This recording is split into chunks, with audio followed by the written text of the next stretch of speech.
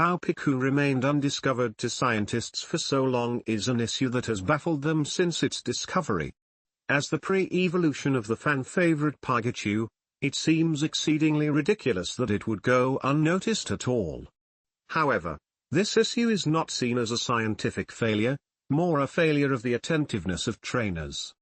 Scientists now believe that Piku has always been in the public eye, but it was merely just not known to be a separate species from Pikachu. Many trainers simply believed that they were in possession of a dwarf or pygmy Pikachu. Piku, it seems, was believed to be the result of when a Pikachu egg hatches prematurely.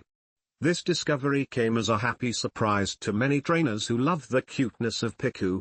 They now know they can make it hold an Everstone in order to retain its small stature. Piku was the first so-called baby Pokémon discovered and is one of only 6 to be obtainable without the use of an incense.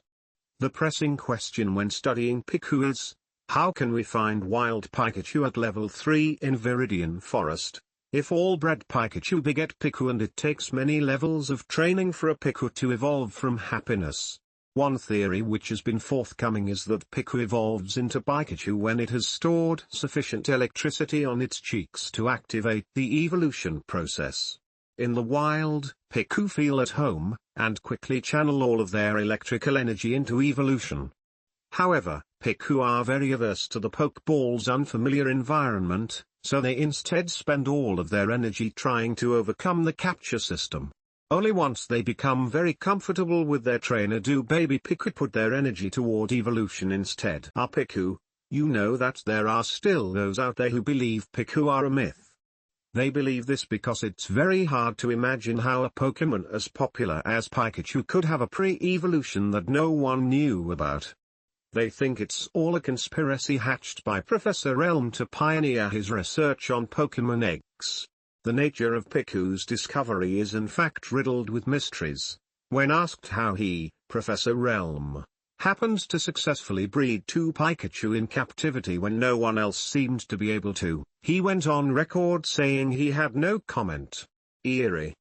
Noted Pikachu expert Professor Ketchum was also quite surprised at the news, saying, "I can't believe that Pikachu has a pre-evolution.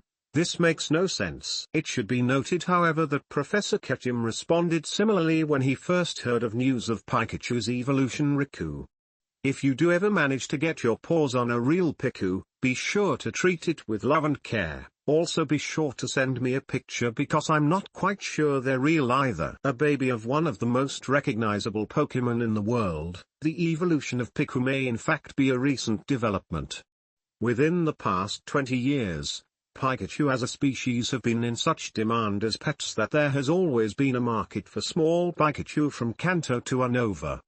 The recent appearance of Piku may be a way for baby species to grow up smaller and unrecognizable to the general Pokémon trainer.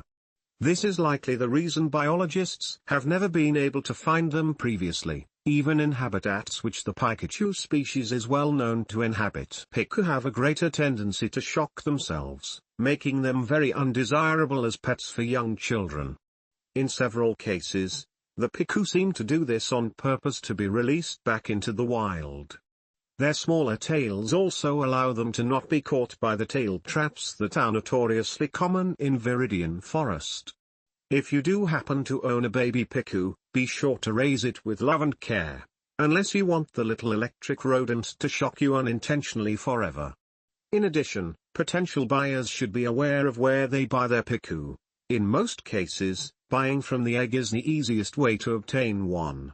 However, don't just pick one up from any old hiker you find on your local route. Ensure they came from domesticated Pikachu. Your local daycare is the best place to find the ideal Piku egg.